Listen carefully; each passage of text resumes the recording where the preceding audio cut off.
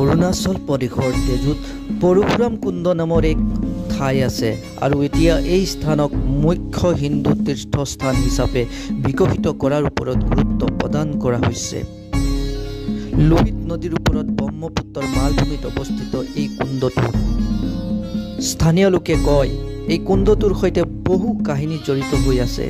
ইয়াক কেন্দ্ৰ কৰি থকা মূল কাহিনীটো হ'ল পৰশুৰামে পিতৃৰ নিৰ্দেশত মাতৃ ৰেণুকাৰ শিৰচ্ছেদ কৰি অতি বিচলিত হৈ পৰিছিল। তেওঁৰ হাতত লাগি ধৰিছিল সেই কুঠাৰখন। তাৰ পিছত পৰশুৰামে নিজকে শুধৰণিৰ বাবে গভীৰ ধ্যানত বহাৰ বাবে সাজু হৈছিল। ইয়াৰ স্থানীয় বাসিন্দাসকলে কয় তেওঁ এই অঞ্চললৈ আহিছিল আৰু দীঘলীয়া ধ্যানৰ অন্তত লোহিত নদীৰ এই কুণ্ডত হাত ধুইছিল। লগে লগে তেওঁৰ হাতৰ পৰা কুঠাৰখন মুক্ত হৈছিল।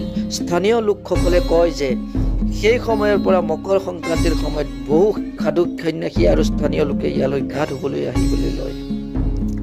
হাবি জংঘল আৰু কঠিন পৰিৱেশৰ মাজেৰে উপস্থিত হ'ব পাৰি এই স্থানত, কিন্তু পৰ্যটনৰ প্ৰচুৰ সম্ভাৱনাৰে ভৰপূৰ এই পৰশুৰাম কুণ্ড। মানুহে ইয়ালৈ আহিলে পৰশুৰামৰ গুৰুত্ব উপলব্ধি কৰে।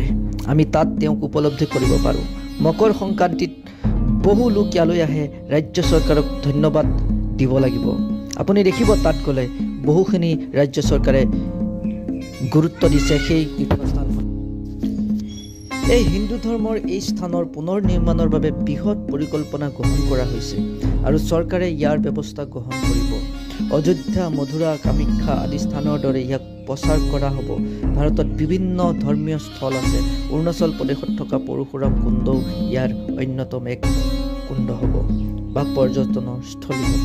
আপোনালোকে যদি সময় পায় এবাৰ এই পৰশুৰাম কুণ্ডৰ এক বিনন্দীয়া পৰিৱেশ উপভোগ কৰিবলৈ নিশ্চয় আহিব।